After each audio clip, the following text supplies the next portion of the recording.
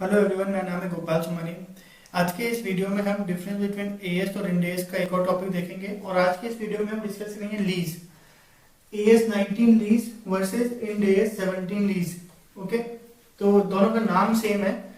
यहाँ पे जो पॉइंट्स लिखे हैं उसके बेसिस पे हम देखते हैं क्या क्या मेजर डिफरेंसेस हैं इन दोनों में। तो पहला पॉइंट है स्कोप। तो स्कोप में तीन चीजें हैं एक्चुअली। सबसे पहली बात तो आती है लैंड।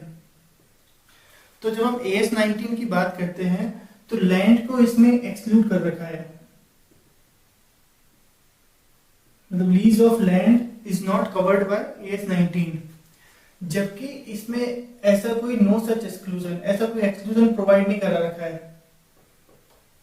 ठीक है, मतलब इंडिया 17 में एक्सक्लूड नहीं कर रखा है लीज ऑफ लैंड को, बल्कि इसमें एक स्पेशल प्रोविजन प्रोवाइड करा रखा है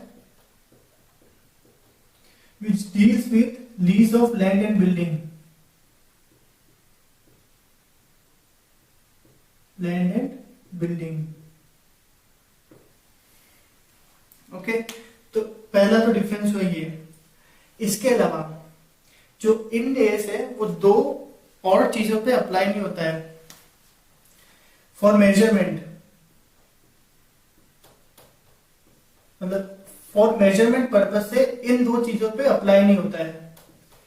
किन दो चीजों पे अप्लाई नहीं होता है? वो है biological asset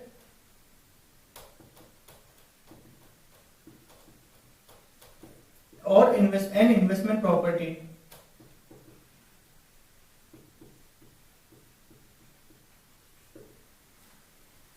So Ind AS 17 will not be used as a basis of measurement for lease of biological asset or investment property. Biological मतलब asset मतलब जो Ind AS 41 मतलब एग्रीकल्चर से कवर हो रही है, और इन्वेस्टमेंट प्रॉपर्टी जो Ind AS 40 में कवर हो रही है। ठीक है, इन दोनों के लिए नो सच प्रोविजन, ऐसा कुछ स्पेसिफिकली प्रोवाइड नहीं करा रखा है एएस 19 में।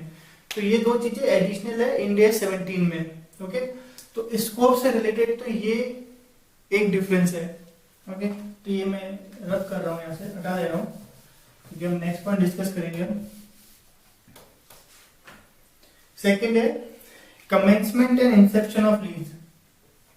तो ये जो दो वर्ड है कमेंसमेंट ऑफ लीज और इंसेप्शन ऑफ लीज, तो ये दोनों वर्ड जो है एएस 19 में भी यूज हो रखे हैं, इंड एस 17 में भी यूज हो रखे हैं। बट इंड एस 17 में उसकी डेफिनेशन प्रोवाइड करा रखी है दोनों की। कमेंसमेंट ऑफ लीज का मतलब क्या हुआ, इंसेप्शन ऑफ लीज का क्या मतलब हुआ। तो कमेंसमेंट ऑफ लीज का मतलब हुआ कि वो डेट जिसके जब लेसी के पास right to use the asset, कि जो भी असेट है उसको यूज करने का राइट आ जाता है लेसी के पास, तो वो तो डेट हुई डेट ऑफ कमेंसमेंट। अब डेट ऑफ इंसेप्शन क्या होता है, तो उसमें दो चीजें हैं कि एक तो लीज एग्रीमेंट की डेट, कि जो भी लीज एग्रीमेंट हुआ उसकी डेट, या वो डेट जब वो दोनों पार्टी एग्री होती है टू फॉर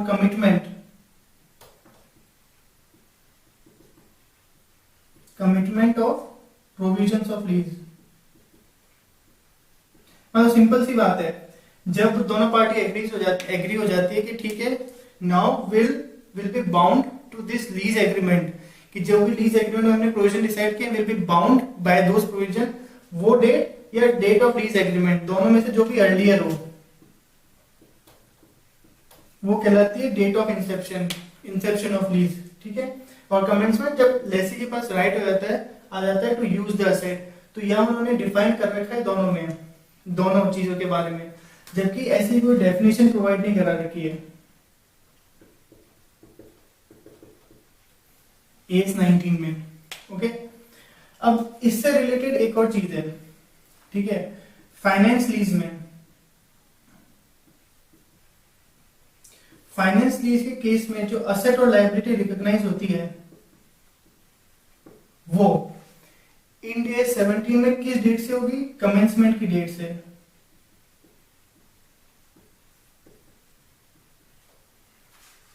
जबकि ES 19 में जो एसेट और लायबिलिटी रिकॉग्नाइज होगी वो होगी इंसेप्शन से, इंसेप्शन ऑफ लीज की डेट से।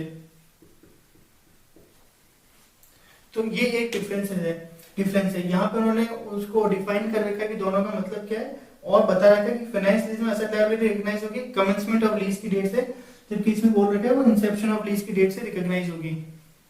ओके,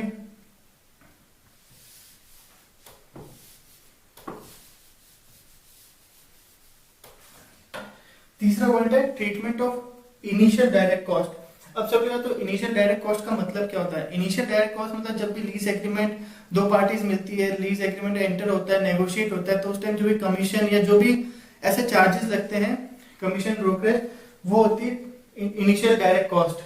अब इसका ट्रीटमेंट कैसे होता है? तो यहां मैं वही समझाऊंगा जो पॉइंट इन दोनों में डिफरेंस है। ओके, तो हम देखेंगे लेसर के केस में जो डिफरेंस है वो मेनली लेसर के केस में है, इनिशियल डायरेक्ट कॉस्ट, है ना। तो लेसर के केस में हम देखेंगे कि फाइनेंस लीज और ऑपरेटिंग लीज। अब फाइनेंस लीज में भी हम देखेंगे कि वो अगर इफ नॉट अ डीलर और मैन्युफैक्चरर, तो ठीक है। तो लेसर के केस में, लेसर फाइनेंस लीज के केस में क्या ट्रीटमेंट करेगा इनिशियल डायरेक्ट कॉस्ट का? एज पर एग्जिस्टिंग स्टैंडर्ड क्या होता है कि या तो उसको recognise immediately,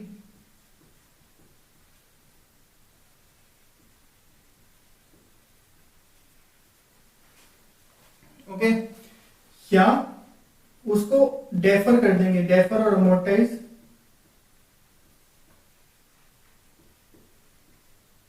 over the lease term.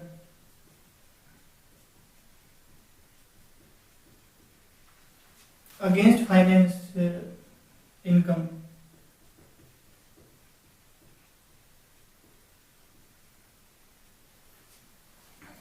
ठीक है, मतलब लेसर मतलब जिसने लीज दी है उसने अगर कोई इनिशियल कॉस्ट इनकर की, इनिशियल डायरेक्ट कॉस्ट, तो वो कैसे रिकॉग्नाइज करेगा? या तो उसको एज एक्सपेंस रिकॉग्नाइज कर लेगा इमीडिएटली, या फिर उसको डेफर करेगा, अमोर्टाइज करेगा over the lease term. Lease term में उसको अमोर्टाइज कर देगा अगेंस्ट द फाइनेंस इनकम। ठीक है, ऑपरेटिंग लीज में भी सेम काइंड ऑफ ट्रीटमेंट है कि या तो उसको हाथों में रिकॉग्नाइज करो या उसको अमोर्टाइज करो और डेफर करो over the lease term, but यहाँ पे अगेंस्ट रेंटल इनकम, क्योंकि यहाँ तो हमें लीज रेंट मिलता है अगेंस्ट रेंटल इनकम। सेम चीज है बट यहाँ पे अगेंस्ट फाइनेंस इनकम होता है, यहाँ पे अगेंस्ट रेंटल इनकम है, वही डिफरेंस है। तो ये तो हुआ एएस 19 में, एग्जिस्टिंग एएस में उसका कैसा ट्रीटमेंट करते हैं। अब बात आती है यहाँ पे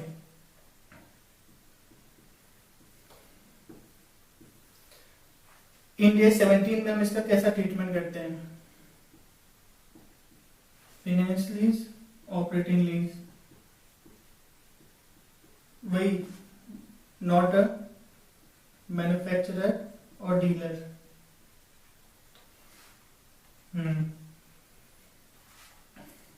तो सबसे पहले बात आती है फाइनेंस लीज के केस में।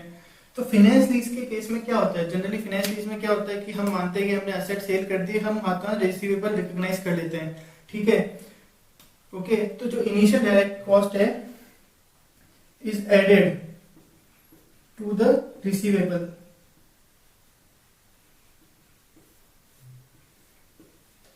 कि जो भी इनिशियल डायरेक्ट कॉस्ट है, जो भी हम रिसीवेबल रिकॉग्नाइज करेंगे उसमें ऐड कर देंगे, बट जो कैलकुलेशन का तरीका होता है, जो इंटरेस्ट रेट इम्प्लिसिट के थ्रू,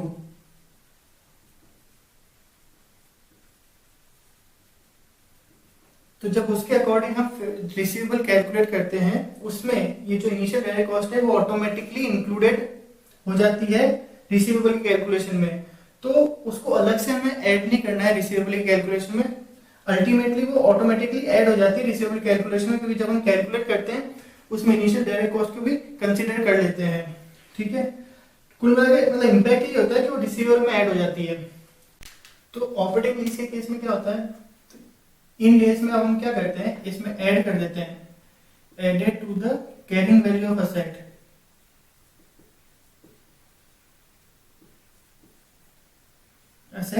और फिर उसको रिकॉग्नाइज करते हैं, and recognise as an expense over the lease term.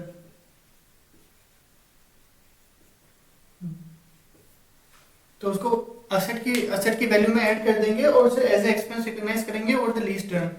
तो ये मेजर डिफरेंस है।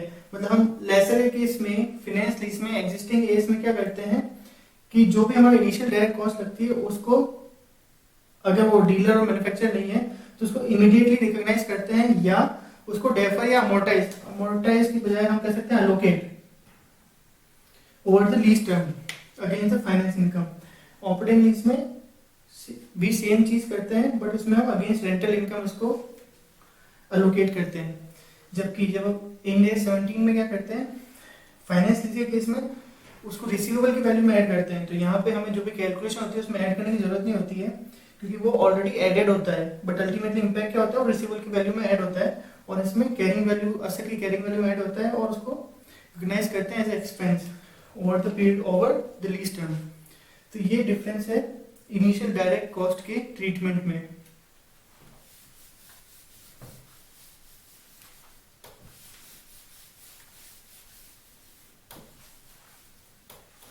नेक्स्ट है current and non current classification. तो जो इंड एस है वो कहता है कि जो भी लीज लायबिलिटी है that should be classified as current और non current, should be classified, और जबकि इसमें कोई रिक्वायरमेंट नहीं है, no such requirement.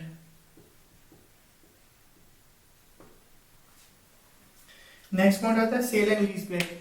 Cell and lease back transaction क्या हुआ, मतलब पहले एक जो एंटिटी है वो असेट सेल करेगा और फिर सेम असेट को लीज पे ले लेगा, ठीक है। तो अब इसमें देखते हैं क्या है। AS 19 क्या कहता है कि अगर सेल और लीज बैक ट्रांजैक्शन होता है और जो लीज हम वापस ले रहे हैं वो लीज है फाइनेंस लीज, ठीक है। मतलब क्या हो रहा है, सबसे पहले एक एंटिटी असेट सेल कर रहा है, ठीक है, और फिर सेम असेट को वो लीज पे वापस ले रहा है, ठीक है। तो अगर ये जो लीज ट्रांजैक्शन है, if this is a finance lease, ठीक है, तो जो प्रॉफिट होता है, प्रॉफिट मतलब जो सेल प्रोसीड्स है, और is greater than carrying amount of asset, ठीक है। जब भी हमने सेल की थी और जो सेल पे हमें प्रॉफिट हुआ था, तो उस जो प्रॉफिट को है वो हमें डेफर करना है, अमोर्टाइज करना है। एक बार वापस बताएगा, मतलब सेल एंड लीज बैक के ट्रांजैक्शन में अगर जो हम लीज लेते हैं वो फाइनेंस लीज है, तो जो प्रॉफिट हमें हुआ था उसको डेफर करना है और उसको अमोर्टाइज करना है, और उसको अमोर्टाइज किस बेसिस पे करेंगे, इन प्रोपोर्शन टू डेप्रिसिएशन।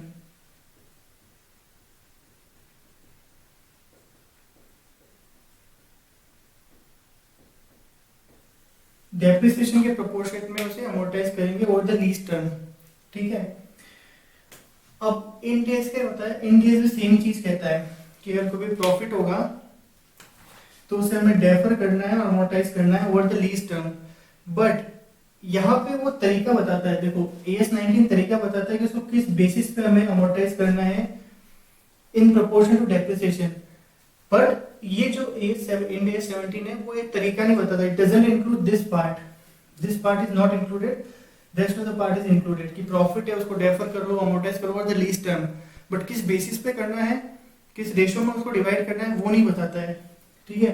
जबकि AS 19 वो बताता है कि किस बेसिस पे उसको डिवाइड करना है, एलोकेट करना है, ठीक है। तो नो मेथड स्पेसिफाइड ऐसा बोल सकते हैं,